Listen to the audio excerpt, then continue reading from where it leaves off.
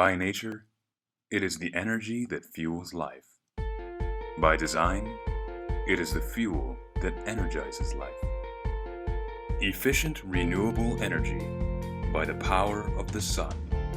Brought to everyday life by Trademaster Resources Corporation, First Cabanatuan Ventures Corporation, and Energens. First Cabanatuan Renewable Ventures will plug in most of Cabanatuan City to the most powerful energy source. This idea has been around for long, as the source has always been up there.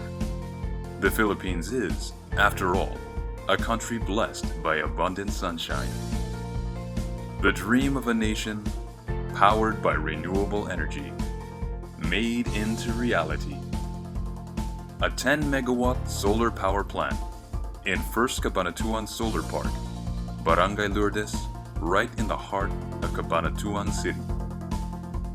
Ground-mounted, grid-connected, fixed array, free field installation, with plans of growing and harnessing more power from the sun.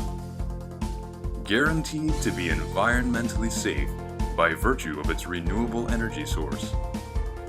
By nature and by design, First Cabanatuan Renewable Ventures is now re-energizing life and the nation in the 21st century.